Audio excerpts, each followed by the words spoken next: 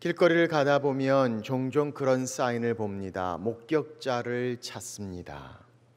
교통사고를 당하고 그 억울한 사정을 확인하기 위하여 직접 그 사건을 목격한 아이 위트니스, 눈으로 본 목격자들을 찾는다는 광고를 우리는 종종 보게 됩니다.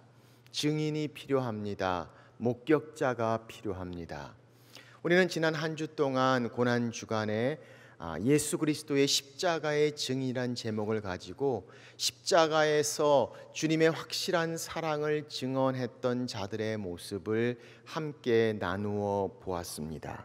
그들의 모습을 통해서 예수 그리스도의 십자가, 우리를 위해 죽으신 주님의 십자가의 사랑을 확인하는 시간을 가졌습니다. 성금요일 예배를 통해서 주님 앞에 나아갑니다. 여전히 힘들고 어려운 십자가에 주님께서 달리신 날이기도 합니다. 외국의 흑인 목사님들이 종종 어려운 흑인 시대를 이야기하면서 이런 표현을 썼습니다. It's Friday, but the Sunday is coming. 지금은 주님이 십자가에 달리신 것 같은 금요일의 고난입니다.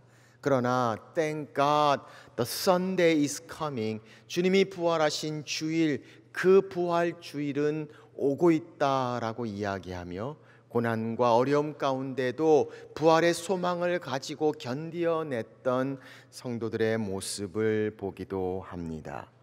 부활은 생명입니다. 부활은 소망입니다. 부활은 하나님의 능력입니다. 부활은 우리의 기쁨입니다. 오늘 그 부활주의를 이야기하며 하나님이 주시는 부활의 소망, 우리 가운데 주시는 부활의 증인의 삶, 성경은 말씀하고 계십니다. 우리는 흔히 사랑장 하면 고린도전서 13장을 생각합니다. 그러나 성경에 부활장이라고 이야기할 수 있는 하나님의 말씀이 있습니다. 오늘 본문이 있는 고린도전서 15장의 말씀입니다. 고린도전서 15장은 전체가 그리스도의 부활에 대한 말씀으로 말씀하고 계십니다. 특별히 오늘 우리가 읽은 이 본문은 부정적인 가정을 통해서 강한 긍정을 이끌어내는 방법으로 우리 가운데 말씀하고 계십니다. 부정적인 가정을 이야기합니다. 부활이 만약 없다면 이라고 이야기합니다. 그러나 말도 되지 않는다, 그렇지 않다라고 이야기하며 오히려 그런 부정적인 가정을 통해 더 강력한 긍정을 만들어내는 바로 이 모습을 통해서 오늘 그 부활에 대하여 우리 가운데 말씀하고 계십니다. 오늘 이 본문에 있는 말씀을 함께 보겠습니다. 첫째로 사도 바울은 고린도 교회를 향해서 이렇게 말씀합니다. 부활이 없다면 우리의 증거도 헛것일 겁니다. 그러나 14절 15절 말씀을 보십시오. 그리스도께서 만일 다시 살아나지 못하셨으면 우리가 전파하는 것도 헛것이요 또 너희 믿음도 헛것이며 라고 말합니다. 부활이 없다면 그리스도께서 다시 살아나시지 않았더라면 우리의 전파하는 것, 복음의 증거가 헛것이다 라고 이야기합니다. 이 헛것이라는 헬라어 단어의 케노스라는 단어는 속이 텅 비었다 라는 뜻을 가지고 있습니다. 알짜가 빠져 있다는 겁니다. 그거를 빼면 아무것도 남지 않는다 라는 뜻을 가지고 있습니다. 바로 부활이 없다면 우리의 전파하는 것이 비어 있다는 것입니다. 정말 가장 중요한 알갱이가 빠져 있는 것처럼 공허하다라고 말씀하고 있다는 것입니다. 그 복음을 듣는 너희들의 믿음도 헛것이라고 이야기합니다. 그러니 부활이 없다면 우리가 증거하는 것이 거짓 증거가 아니겠느냐라고 이야기합니다. 그러나 20절 성경은 우리 가운데 말씀합니다. 그러나 이제 그리스도께서 죽은 자 가운데서 다시 살아나사 그러나 라고 말씀합니다. 부활이 없다면 우리의 전파하는 것이 헛것이요 너희들의 믿음도 헛것이요 우리가 거짓 증인 될 것이다. 그러나 예수 그리스도께서 이제 부활하사 다시 살아나사 말씀하고 계심을 봅니다. 사도 바울이 어떻게 복음을 증거했습니까? 고난 가운데도 핍박 중에도 복음을 증거했던 그의 삶을 우리는 알고 있지 않습니까? 그는 이야기합니다. 내가 그리스도의 복음을 증거하지 아니하고자 하면 내게 화가 있을 것이다 라고 이야기할 정도로 그리스도의 복음을 향해 헌신되며 드렸던 그가 오늘 이 말씀을 하고 있다는 겁니다. 부활이 없다면 내가 전파하는 것이 다 헛것이다. 그런데 그가 자기의 삶을 들여 고난 중에도 핍박 중에도 그렇게 복음을 증거했다면, 그러나 예수 그리스도께서 다시 사셨다라고 말씀하시며 바로 우리의 증거, 부활의 증인의 삶의 모습을 말씀하고 계심을 봅니다. 그래서 우리가 그리스도의 복음을 증거하기를 원합니다. 영혼들을 향해 하나님의 말씀이 증거되기를 원하고 그리스도의 십자가가 부활의 능력이 그들의 삶을 변화시킬 수 있는 하나님의 은혜로 나눌 수 있기를 원합니다. 단기 선교를 가는 이유가 거기 있습니다. 전도 폭발을 하는 이유가 거기 있습니다. 오늘 저녁에는 러브 플러스 그리고 블레싱, 어떻게 하면 이 그리스도의 복음을 가지고 그들을 향해서 부활의 생명을 전할 수 있는가? 오늘 그리스도의 부활 있습니다. 그러므로 우리의 전파, 바로 부활의 증인이 되어야 함을 성경은 말씀하고 계십니다.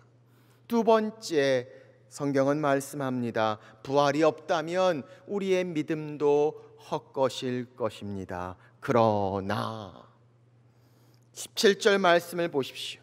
그리스도께서 다시 살아나신 일이 없으면 너희의 믿음도 헛되고 너희가 여전히 죄 가운데 있을 것이요.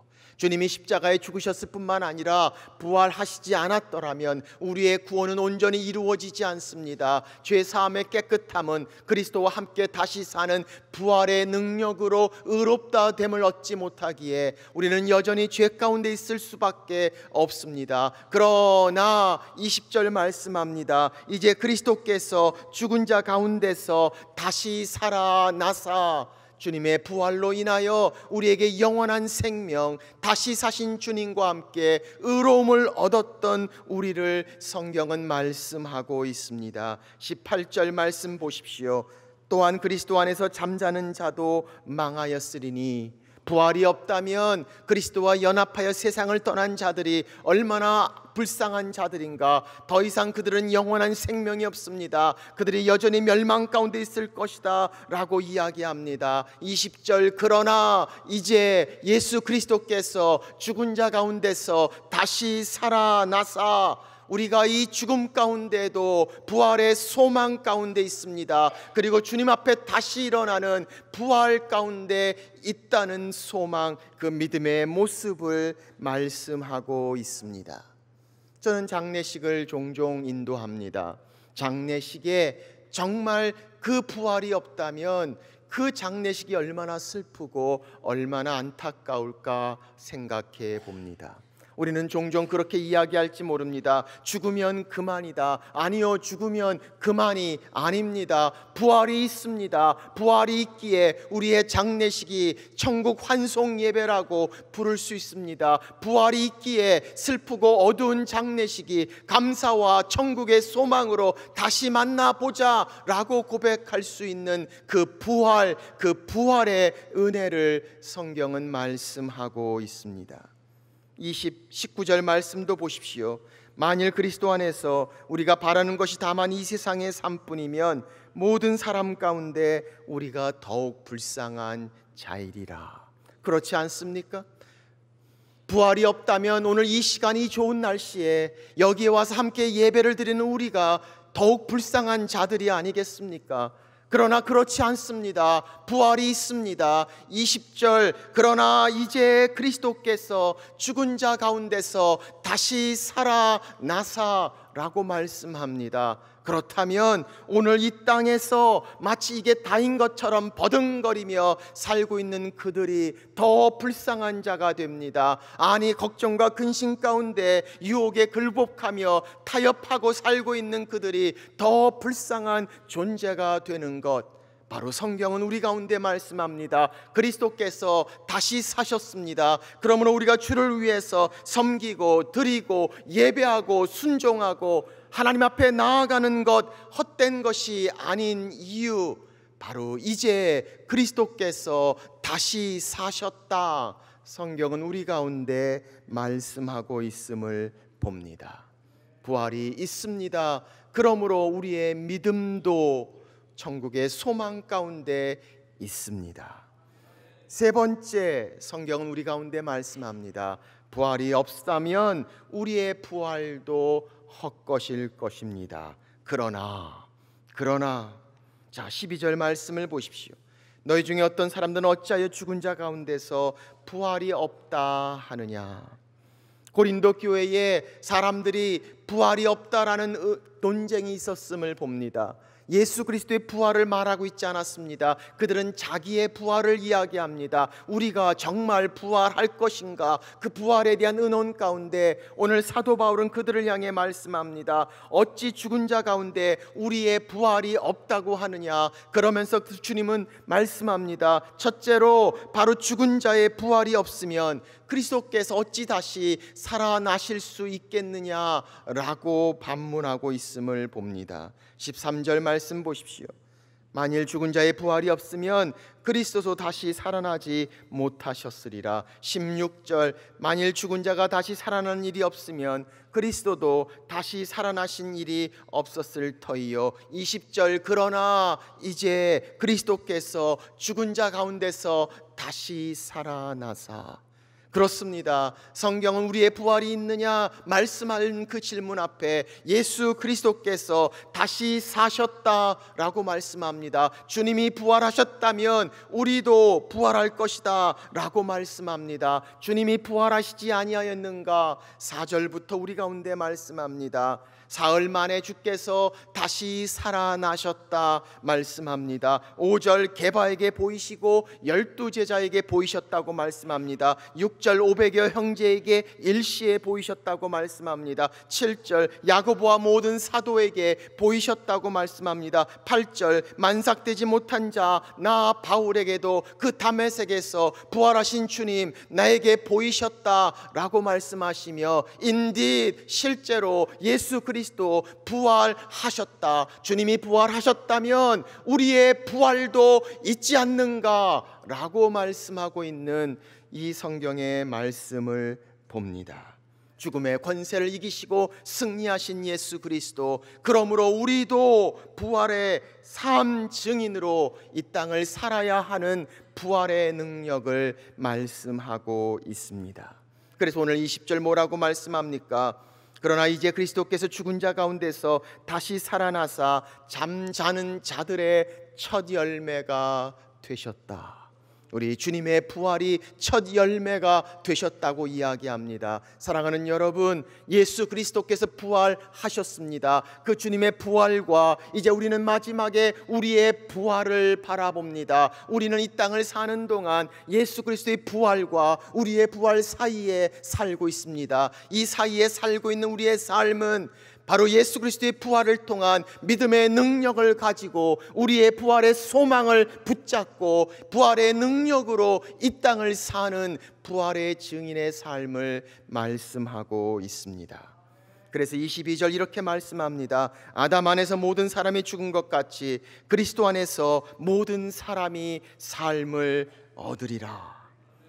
삶을 얻는 그 부활을 바라보며 이 땅을 사는 동안에 부활의 능력으로 사는 부활의 증인을 말씀하고 있습니다.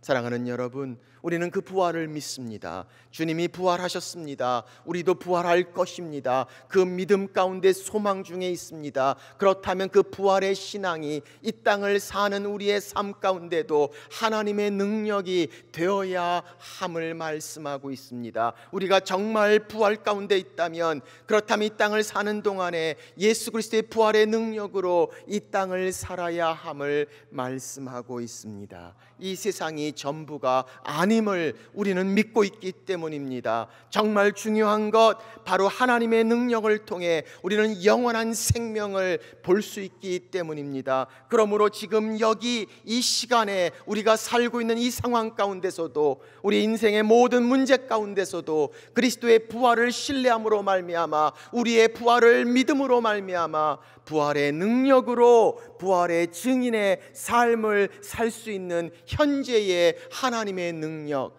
바로 그것이 부활의 증인의 모습인 것을 말씀하고 있습니다. 오늘 우리의 부활주일에 가장 많이 부르는 찬양이 있다면 아마도 우리가 잘 알고 있는 살아계신 주, 그 찬양이 아닐지 모릅니다. 살아계신 주, 나의 참된 소망, 걱정 근심 전혀 없네. 사랑의 주, 내 갈 길 인도하니 내 모든 삶의 기쁨 늘 충만하네. 이 찬양을 지은 분은 빌과 글로리아라는 그 두 부부의 이야기를 우리는 봅니다. 게이더 부부라는 이 두 부부는 교사인사들이 서로 만나서 결혼하게 됩니다. 그런데 1960년대에 그 아내 글로리아가 세 번째 아기를 임신하고 출산을 앞두는 가운데 있었습니다. 얼마나 힘들고 어려운 때를 그때 지나는지 모릅니다. 남편 빌은 병으로 인해서 고생을 하고 있었습니다. 아니, 교회의 여러 일들이 어려워지면서 비판과 조롱의 대상이 되었던 어려운 일을 그 당시 겪고 있었습니다. TV를 키면 1960년대 히피 문화로 인해서 하나님은 죽었다라는 소식과 함께 얼마나 많은 그 약물과 또 마약으로 인해서 세상이 어두워지고 있는지 모릅니다.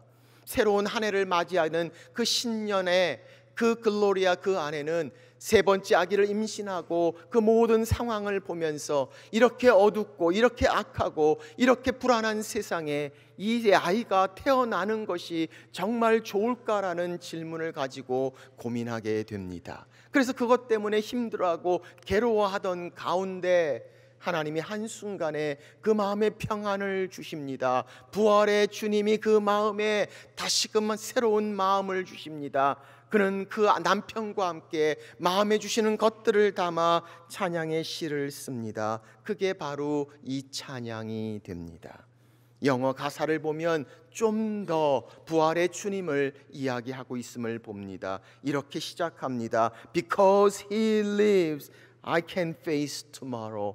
바로 주님께서 살아계시기에 내가 내일을 대처할 수 있습니다. Because he lives, all fear is gone. 바로 예수 그리스도께서 살아계시기에 모든 두려움은 다 물러갑니다. Because I know he holds the future. 바로 예수 그리스도께서 미래를 붙잡고 계심을 내가 알고 있기 때문입니다. And life is worth the living just because he lives. 주님께서 살아계시기에 내가 지금 사는 지금 이 생삶 살 가치가 있다라고 이야기하며, 부활하신 주님, 살아계신 주님, 그러므로 걱정 근심 전혀 없이 내 삶의 모든 기쁨 충만하다라고 고백할 수 있는 찬양의 모습을 봅니다.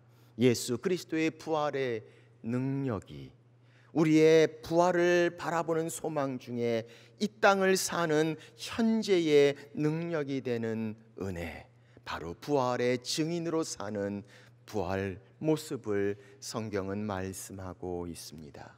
사랑하는 여러분, 오늘 정말 우리가 부활을 믿습니까? 예수 그리스도께서 말씀하셨습니다. 나는 부활이요 생명이니 나를 믿는 자는 죽어도 살겠고 무릇 살아서 믿는 자는 영원히 죽지 아니하리니 이것을 내가 믿느냐? 아멘. 주 예수여 믿습니다. 그렇다면 이제 그 믿음으로 지금을 사십시오. 예수 그리스도의 부활의 권능으로 우리의 부활을 바라보며 이 땅을 사는 현재의 능력, 바로 부활의 증인 여러분과 제가 되시기를 주의 이름으로 축원합니다. 기도하겠습니다. 살아계신 주, 나의 참된 소망, 걱정 근심 전혀 없네. 내 삶의 모든 기쁨 늘 충만하네. 그렇습니다. 오늘 예수 그리스도께서 부활하셨습니다. 주님께서 잠자는 자들의 첫 열매가 되셨다고, 우리의 부활이 있습니다. 우리의 믿음의 소망이 있습니다. 우리의 증거할 이유가 있습니다. 부활의 증인으로 이 땅을 사는 하나님, 우리의 삶이 되도록 하나님 도와 주옵소서. 그래서 세상의 모든 것들을 바라보며 이것이 마지막이 아닌 것을, 이것이 다가 아닌 것을, 아니 그 부활을 바라보며 주님의 부활의 권능으로 승리하는 삶, 믿음으로 사는 하나님의 자녀들 되도록 하나님 축복하여 주옵소서. 귀하신 예수님의 이름으로 기도합니다. 아멘.